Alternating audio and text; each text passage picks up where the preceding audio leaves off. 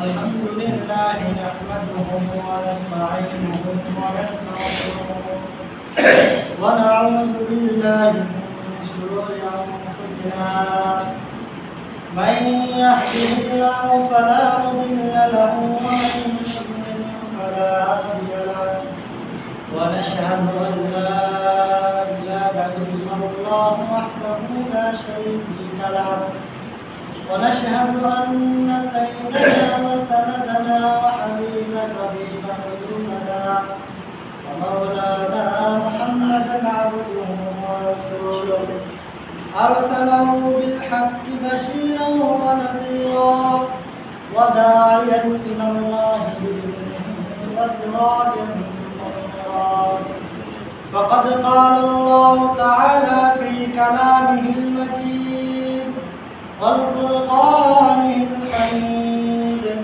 أما بعد فأعوذ بالله من الشيطان الرجيم بسم الله الرحمن الرحيم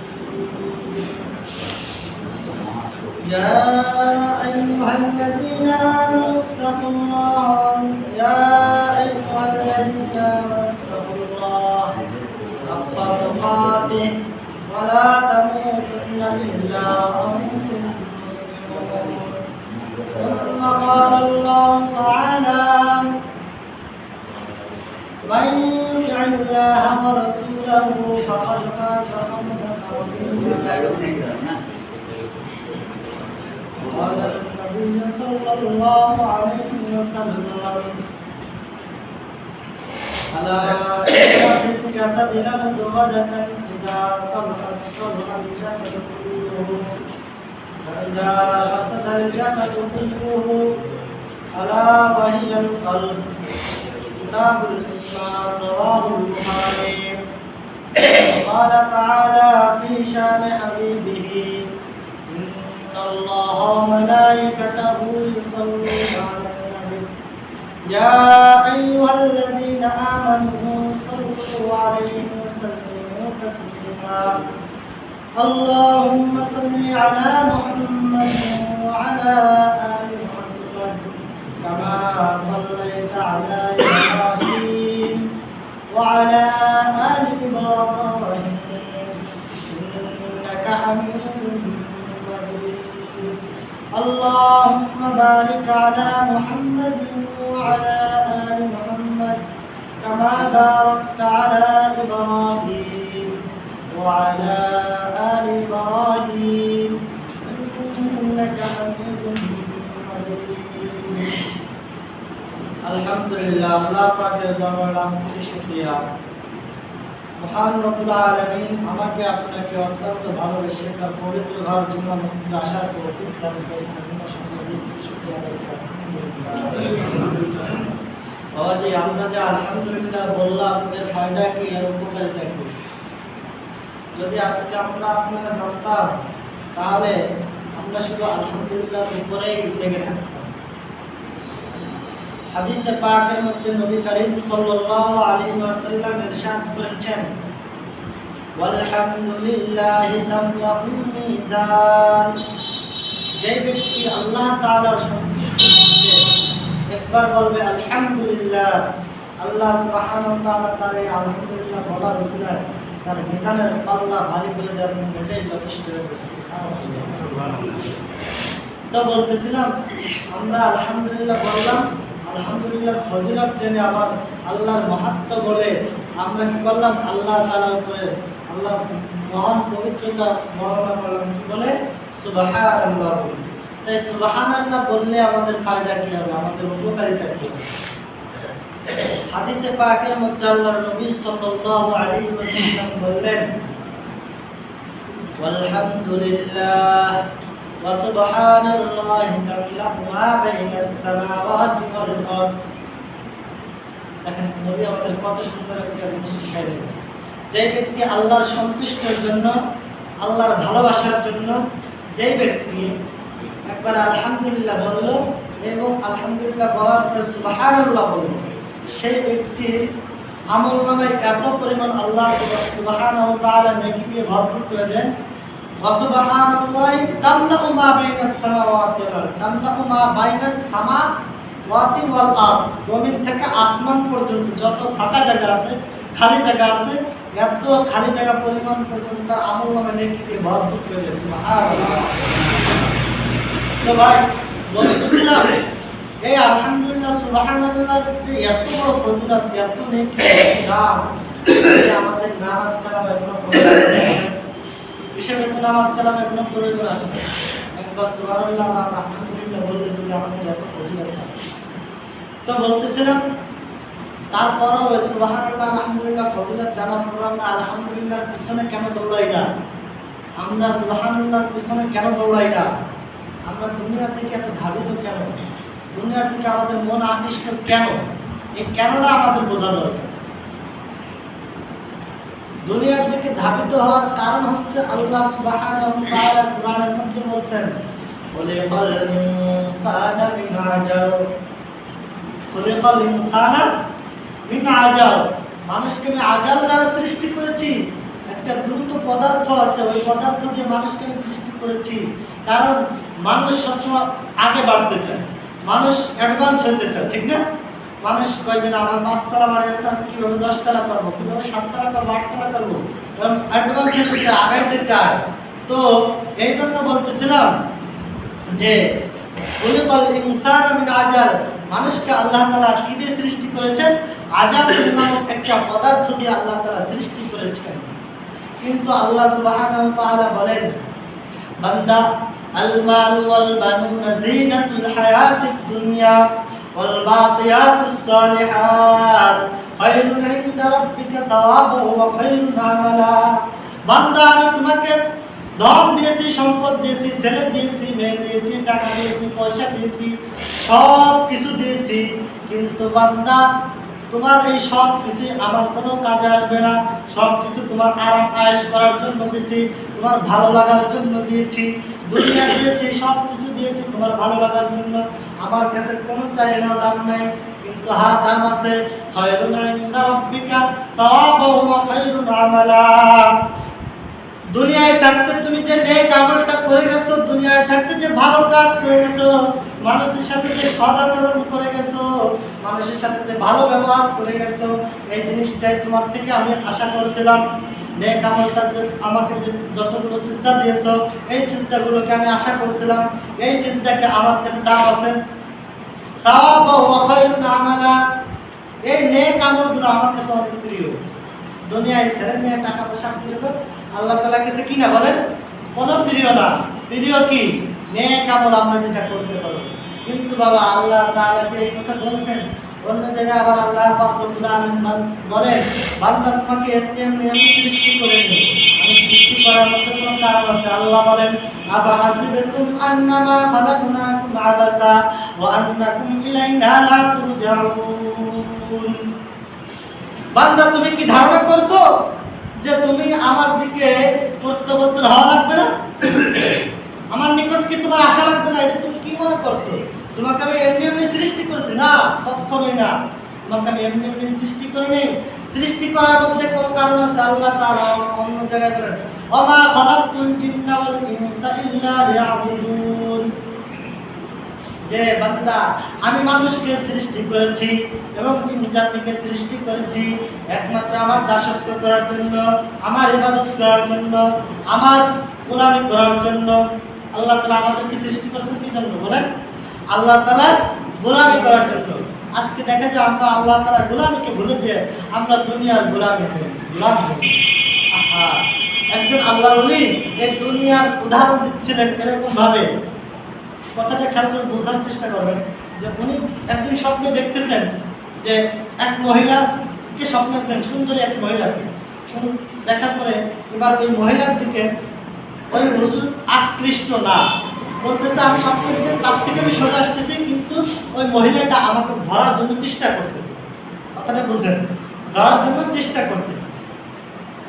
তো এক পর্যায়ে আমি ওই মহিলাকে প্রশ্ন করলাম যে তুমি আমার কাছে আসার জন্য এত চেষ্টা করতেছো কেন? তোমার মতো একটা বেলহাজ মহিলা তো নাই। তো বলতেছে যে ধরার জন্য এই জন্যই চেষ্টা করতেছি যে আমি হলাম দুনিয়া নামক নারী, নারী, দুনিয়াকে নারী সমতুল্য বোঝাইছে দুনিয়া। কারণ আপনি তো দুনিয়া চান না আখিরাত চান। আমার কথা হলো আল্লাহর হুকুম হলো যে আখিরাত চান তাকে দুনিয়া ঢাইয়ে দেবে, আর যারা দুনিয়ার দিকে দৌড়াবে তাকে দুনিয়া দেবে না। অর্থাৎ যে ওই মহিলাকে উত্তরে বলতেছেন যে আমাকে যারা ধরতে চায় আমি তাকে ধরা দেই না, যারা আমাকে ধরতে চায় না তাকে আমি ধরা দেই। যাই হোক বলতেছিলাম, তাহলে আমাদের কি করতে হবে? দুনিয়া ছেড়ে আখিরাতের দিকে পঞ্চমুখ হইতে হবে, আমাদের আখিরাতের দিকে মুখ ফেরাইতে হবে। দেখবেন আল্লাহ তাআলা আস্তে আস্তে আমাদেরকে দুনিয়া ঢেলে দেবে। কিন্তু আজকে আমরা এই জিনিসটা বুঝি না, আমরা শুধু বুঝি দুনিয়া দুনিয়া দুনিয়া। বনি আদম বলেন, বনি আদম মাল মালি, বনি আদম সবসময় বলে মালটা আমার আমার আমার। আসলে আমার বলতে কিছুই। আজকে আমি দুনিয়ায় যে কদিন আছে আমি আমার আমার বলে বলে আজকে আমি সব কিছু মনে করতেছি। আমি যখন চোখ বুঝে যাব তখন আমার কিছুই থাকবে না। এই যে গতকালকে একটা জানাজা করে আসছে, প্রায় 1000 লোক হয়েছে। তো ওনার বাড়িতে মুক্তিযোদ্ধারে যে কি বাড়ি টাড়ি দিচ্ছে না, যে বাড়ি দিচ্ছে, তারপরে কত কিছু দেয়, সব কিছু চলে আসছে। হঠাৎ করে স্টার্ট করছে, সব কিছু শুনছে, ওরা বাড়িতে এই পর্যন্ত চলে আসছে। অথচ ওরা রেজি কেটে দেখার সৌভাগ্য হয়নি। তো এরকম ভাই দুনিয়াটা এরকম যে আজকে দুনিয়া থেকে আমাদের এরকম চলে যেত। কিন্তু একটা জিনিস আমাদের হিসাব করতে হবে, কি বা আমি দুনিয়া থেকে কি নিয়ে গেলাম। বাবা আল্লাহ তাআলা অন্য এক জায়গায় সূরা আল ইমরানের ভিতরে সুন্দর করে আমাদের জন্য বলতেছে, বান্দা তোমাদেরকে আমি একটা হুঁশিয়ার একটা কথা বলে দিই, এই কথার প্রতি তোমরা আমল করার চেষ্টা করো, তো আল্লাহ তাআলা আমি ওয়াদা করতেছি তোমাদেরকে আমি উপরে উঠে নেব। কিরকম? আল্লাহ তাআলা সূরা আল ইমরানের মধ্যে বলতেছেন, আল্লাহ সুবহানাহু ওয়া তাআলা সূরা আল ইমরানের মধ্যে বলেন, ইয়া আইয়ুহাল্লাযীনা আমানু তাকুল্লাহ হাক্কা তুকাতিহি ওয়া লা তামুতুন্না ইল্লা ওয়া আনতুম মুসলিমুন। আল্লাহ সুবহানাহু ওয়া তাআলা সমস্ত বান্দারাই তো আল্লাহ তাআলার বান্দা, ঠিক না? হিন্দু, বৌদ্ধ, খ্রিস্টান, মুসলমান সব আল্লাহ তাআলার বান্দা। কিন্তু এতগুলো বান্দার মধ্য থেকে আমি আপনাকে আল্লাহ তাআলা পছন্দ করে ডাক দিয়ে বলতেছেন, ইয়া আইয়ুহাল্লাযীনা আমানু তাকুল্লাহ, হে আমার বান্দারা, হে আমার ঈমানদার বান্দারা। আল্লাহ তাআলা ঈমানদারদের ভালোবেসে তাদেরকে সম্বোধন করে বলতেছেন, আমার ঈমানদার বান্দারা তোমরা আমি আল্লাহ তাআলাকে ভয় করো। আল্লাহ তাআলাকে কি করতে বলছে বাবা? বলেন, ভয় করতে বলছে। কেমন ভয় করতে বলছে? হাক্কা তুকাতিহি, ভয় করার মতো ভয় করো। এমন ভয় যেমন ভয় আল্লাহ তাআলাকে করা উচিত সেমন ভয় করতে বলছে। এই আয়াতের শেষ অংশে আল্লাহ তাআলা বলেন হাক্কা তুকাতিহি, এইটুক বলার পরে হুঁশিয়ার করার পরে তারপরে আবার পড়া নির্দেশ করে আল্লাহ তাআলা বলছেন, ওয়ালা তামুতুন্না, তোমরা মৃত্যুবরণ করিও না। কি বলছেন? আল্লাহ তাআলা আমাদেরকে মৃত্যুবরণ করতে নিষেধ করেছেন। ওয়ালা তামুতুন্না ইল্লা, শুধুমাত্র ব্যতীত, ওয়া আনতুম মুসলিমুন, তুমি যতক্ষণ পর্যন্ত মুসলমান না হবা। এখানে প্রশ্নটা একটা পয়েন্টের প্রশ্ন দেখেন, যতক্ষণ পর্যন্ত আমি আল্লাহ তাআলা ঈমানদার, আমি ঈমানদার হইলেও মুসলমান হইতে পারলাম না, ততক্ষণ আমাকে কি করতে নিষেধ করেছে? বলে মৃত্যুবরণ করতে নিষেধ করেছে। তো এখন প্রশ্ন হলো, আমি মৃত্যুবরণটা কিভাবে করব? আমি মুসলমানটা কিভাবে হব? আমি ঈমানদার। ঈমানদার কাকে বলে? মুসলমান কাকে বলে? ঈমানদার সম্পর্কে রাসূল আকরাম সাল্লাল্লাহু আলাইহি ওয়াসাল্লাম এবং সাহাবাদেরকে নিয়ে বয়ান করতেছেন। হঠাৎ করে একজন সাদা জামা পরিহিত একজন ব্যক্তি আসছেন, এসে রাসূলের পাশে বসে হাতের পর হাঁটুর উপরে হাত দিয়ে বলতেছেন, আখবিরিনি ইয়া মুহাম্মদ, আখবিরিনি আনিল ঈমান, হে মুহাম্মদ ঈমান কি জিনিস? আল্লাহ রাসূল বলেন, আল ঈমানু তুমিনু বিল্লাহ, আমানতু বিল্লাহি ওয়া মালাইকাতিহি ওয়া কুতুবিহি ওয়া রুসুলিহি ওয়াল ইয়াউমিল আখির ওয়াল কদরি খাইরিহি ওয়া শাররিহি মিনাল্লাহি তাআলা ওয়াল বা'স বা'দাল মাউত। ঈমান হলো 7টা জিনিসের উপর বিশ্বাস স্থাপন করার নাম হচ্ছে ঈমান। এরকম তো আল্লাহ রাসূল বলেন। সেই 7টা জিনিস কি? আল্লাহ তাআলা এক, তার কোনো শরীক নাই, তার কোনো ইলাহ নাই, তার কোনো ছেলে নাই, তার কোনো স্ত্রী নাই, কোনো কিছু নাই, তিনি একক। তারপরে ফেরেশতা আছেন, তারপরে কিতাব আছেন, আসমান আছেন, জমিন আছেন, তারপরে জান্নাত আছে, জাহান্নাম আছে, শাস্তি আছে, কবর আছে, এরকম ভাবে পুনরায় জীবিত হইতে হবে, এরকম ভাবে বিশ্বাস করতে হবে। এর নাম হচ্ছে ঈমান। ঈমান শব্দের ঈমানের আবিধানিক অর্থ হচ্ছে বিশ্বাস স্থাপন করা। ঈমানের আবিধানিক অর্থ কি বলে? বিশ্বাস স্থাপন করা। আর মুসলমান কাকে বলে? মুসলমান বলা হয় আমি ঈমান গ্রহণ করেছি, বিশ্বাস করেছি লা ইলাহা ইল্লাল্লাহ মুহাম্মাদুর রাসূলুল্লাহ, কিন্তু এই মুহাম্মাদুর রাসূলুল্লাহকে আমার কলবে জায়গা দিতে হবে আর এটাকে কাজে পরিণত করতে হবে। কি করতে হবে বাবা? কাজে পরিণত করতে হবে যে আল্লাহ তাআলা কি হুকুম করেছেন, কি নিষেধ করেছেন, এই হুকুম আহকামকে আমার আপনার পালন করতে হবে। এটা যদি আমি পালন করতে পারি তাহলে আমি মুসলমান হতে পারি। আজকে আমরা ঈমান এনেছি কিন্তু মুসলমান হতে পারিনি। এখানে আল্লাহ তাআলা কি বলেছেন আমাদেরকে হুঁশিয়ার সাবধান করে, ইয়া আইয়ুহাল্লাযীনা আমানুত্তাকুল্লাহা হাক্কা তুকাতিহি ওয়া লা তামুতুন্না ইল্লা ওয়া আনতুম মুসলিমুন। যে মুসলমান না হয়ে কবরে আসে না, মৃত্যুবরণ কইল না। তাহলে এখন মুসলমান হইতে হলে আমার আপনার কি করতে হবে? দুইটা মার্কায় ভোট দিতে হবে। কয়টা মার্কায়? দুইটা মার্কায়। খেয়াল করে বোঝেন, দানিশ শিশনের নৌকো না, মার্কা হলো দুইটা। আল্লাহ তাআলা মার্কা দুইটার নামও কোরআনে কারিমের মধ্যে বলে দিয়েছেন। আল্লাহ তাআলা সূরা রাদের মধ্যে বলেন, মান ইউতি'িল্লাহা ওয়া রাসূলাহু ফাকাদ ফাযা ফাওজান আযীমা। যে ব্যক্তি আমি আল্লাহ তাআলা এবং আমার হাবিব জনাবে মুহাম্মদ মুস্তাফা সাল্লাল্লাহু আলাইহি ওয়াসাল্লামের অনুসরণ অনুকরণ করে চলতে পারবে, ফাকাদ ফাযা ফাওজান আযীমা, আমি আল্লাহ তাআলা তাকে বড় পুরস্কার দান করব। তাকে কি দান করবেন বলেন? বড় পুরস্কার দান করবেন। ফাকাদ ফাযা ফাওজান আযীমা। আযীম শব্দের অর্থ হচ্ছে বড়। এই বড়, আযীম কাকে বলে?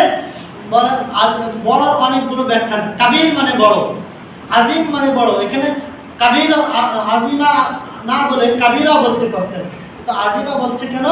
আযীম হলো সব কিছুর বড় হচ্ছে বড়, অর্থাৎ কাবীর কোনটা লম্বার দিক দিয়ে বড় আছে, কেউ খাটোর দিক দিয়ে বড় আছে, কেউ বুদ্ধির দিক দিয়ে বড় আছে, কেউ ব্রেনের দিক দিয়ে বড় আছে, আছে না?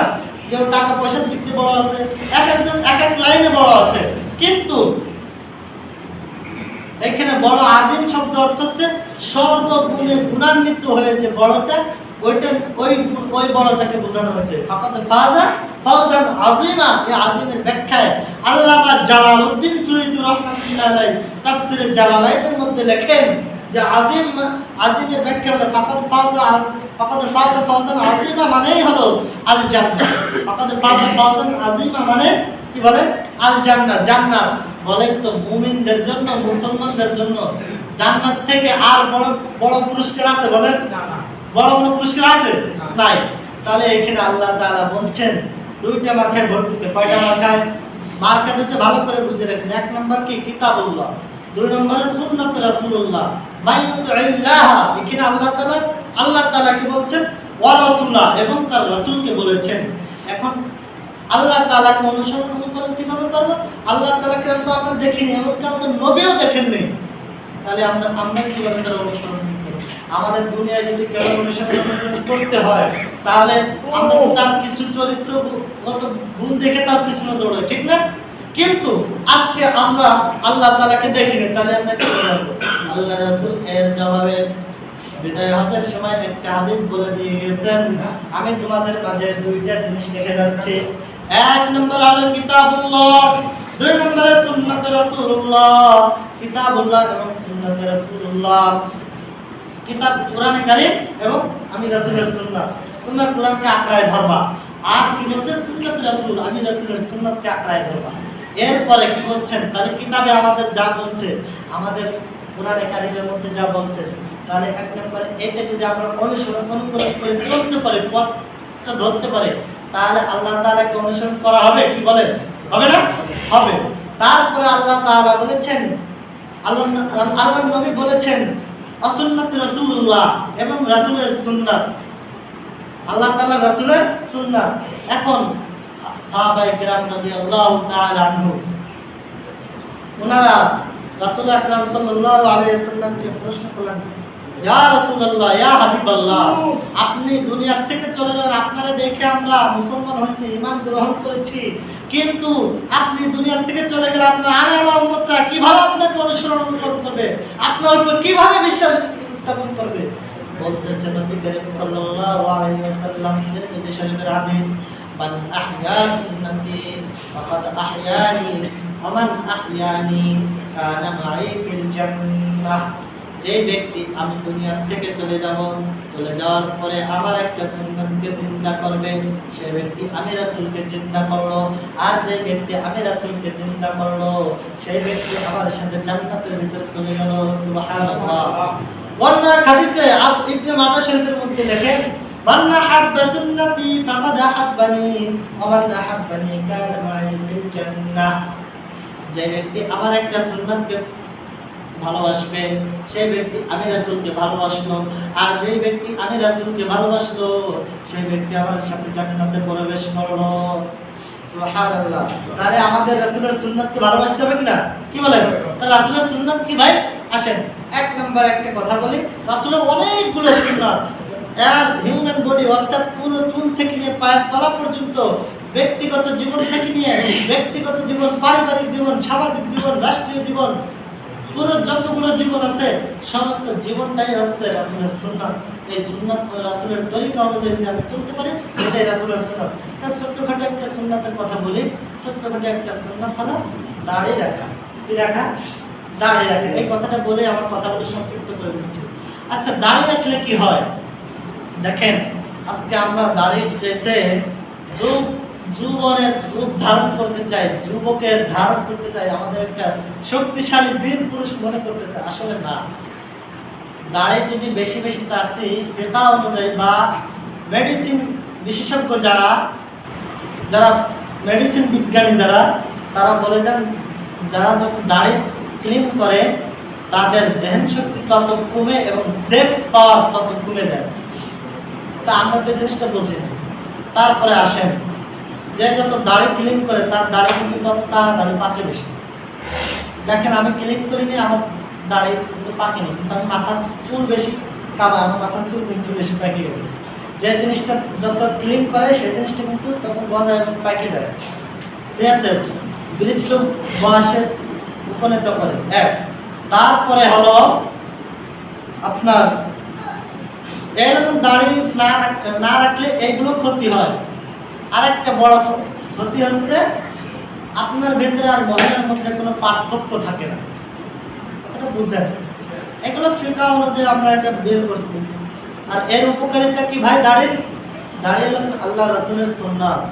এই দাড়ি যদি আমি আপনি ঠিক মতো রাখতে পারি, এই দাড়িতে আপনার যৌবন শক্তি ধরে রাখবে। দাড়িটা আপনার মধ্যে পুরুষ মহিলার মধ্যে পার্থক্য করে দেবে। আপনি পুরুষ না মহিলার পার্থক্য করে দেবে। এই দাড়িতে আপনার সম্মান বাড়ায় দেবে। কী করবে? সম্মান বাড়ায় দেবে। বাস্তবিক কথা, আমি যদি কোনো জায়গায় যাই, আমাকে এই দাড়ির জন্য আমাকে কত মানুষ, অনেক মুরব্বীরা দেখছি যে বাবাজি আপনি একজন আলেম মানুষ, একজন মুরব্বী মানুষ, দাড়িওয়ালা ব্যক্তি, আপনি সামনে বসেন, সিট ছেড়ে দিয়ে আমাকে দিয়েছি। আমি দেখছি কোন কারণে? এই দাড়ির কারণে। এই দাড়ি থাকলে আপনি গুনার কাজ করতে পারবেন। তো একটা ঘটনা বলি, ঘটনাটা হচ্ছে একজন বাদশা বয়ান শুনতেছেন এক আল্লাহ ওলির মুখ থেকে, যে পাকা দাড়িওয়ালা ব্যক্তি কাছে আল্লাহ তাআলার কাছে যদি পাকা দাড়ি নিয়ে কোনো ব্যক্তি যায় হাজির হয়, তো আল্লাহ তাআলা তার কাছে তাকাইতে লজ্জা বোধ করেন, অর্থাৎ তার সমস্ত গুনাহ খাতা মাফ করে দিয়ে তাকে জান্নাতে দিয়ে দেন, পাকা দাড়ির বরকতে, লজ্জার কারণে। তো এই কথা শুনে ওই বাদশার মাথার ভিতরে কোনো কাজ করতেছে না, হায় রে, আমি তো ক্লিন শেভ করি, আমার তো দাড়ি নাই, এখন আমি কি করি? আমি তো আজ বাদে কালকে মরে যাইতে পারি। তো উনি ওনার রাজপ্রাসাদে এসে সবাইকে ডাকলেন, বাবারা শোনো, আমি যদি মরে যাই অল্প কয়েকদিনের মধ্যে, উনি তওবা করে নিয়েছেন সাথে সাথে, যদি মরে যাই তাহলে আমার তো দাড়ি গজায় নেই, তোমরা এই পাট দিয়ে আমার মুখে দাড়ি বানায় দেবে, দাড়ি বানাই দিয়ে, নকল দাড়ি দিয়ে তোমরা আমাকে কবর দাফন করো। এখন বাচ্চার কথা আছে, এখন বাচ্চার হুকুম পালন করছে, ওসিয়ত নামা পালন করছে, পালন করে কবরে যখন দিছে, ফেরেশতারা আসিয়া প্রশ্ন করে, মান রব্বুকা, তোমার রব কে? কতগুলো জবাব দিতে না, হায় হাত তালা আপনি, আমি কোনো কিছুই জানি না। আমার দিনুকা, আমার দিন কি, আমার নবীনুকা, তোমার নবী কি? কোনো জবাব নাই, খালি মাথায় না, কোনো দাঁড়িয়ে দাঁড়িয়ে দেখেন, বুঝে আসছে। এখন ফেরেশতা খুব বিরক্ত বোধ করতেছে, কি ব্যাপার, এরকম হচ্ছে কেন?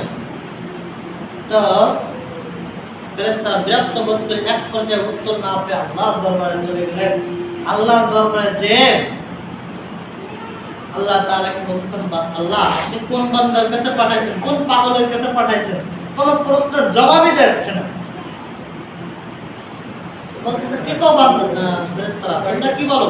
আমার বান্দা জবাব দিচ্ছে না কেন? যাও তোমরা যাও, আমি আমার বান্দার সাথে আমি নিজেই কন্টাক্ট করব। সুবহানাল্লাহ, আল্লাহ তাআলা কবরের ভিতর নিজেই কন্টাক্ট করতে চলে আসছে। আল্লাহ তাআলা বান্দাকে ডাক দিলেন, হে বান্দা, তুমি আমার ফেরেশতাকে কেন জবাব দাওনি বলো? এবার বান্দা কান দিয়া বলে, আল্লাহ আমি দুনিয়ায় যে আকাম কুকাম করে আইছি, এই আকাম কুকাম দিয়ে তোমার সামনে আমি দাঁড়াইতে পারবো না। তবে অমুক আল্লাহর ওলির কাছ থেকে আমি এই হাদিসটা শুনেছি, ওই দিন থেকে আমি তওবা করেছি। পাকা দাড়িওয়ালা ব্যক্তির থেকে নাকি আপনি লজ্জা বোধ করেন। যদি হাদিসটা সত্যি হয়ে থাকে, আমি তো নকল করে আসছি, অন্তত পক্ষে নকলের রসিলা হলেও আপনার নাম বলে রহমান, আপনার নাম বলে রহিম, আপনার নাম বলে গফুর গফফার, এই নামের রসিলা করে আমার মাফ করে দিতে পারে। কিন্তু আমার এই গুনাহ বোঝানে আপনার সামনে যাওয়ার কোনো ক্ষমতা নেই। আল্লাহ তাআলা বলেন, বান্দা তুই আমাকে ভক্তি করে, আমাকে ভয় করে তুই যে নকল দাড়িগুলো নিয়ে আসছিস, যা তোর এই ভয়ের কারণে আমি তোর পিছনের সমস্ত গুনাহকে মাফ করে দিয়ে তোর জান্নাতের মালিক করে দেব। সুবহানাল্লাহ।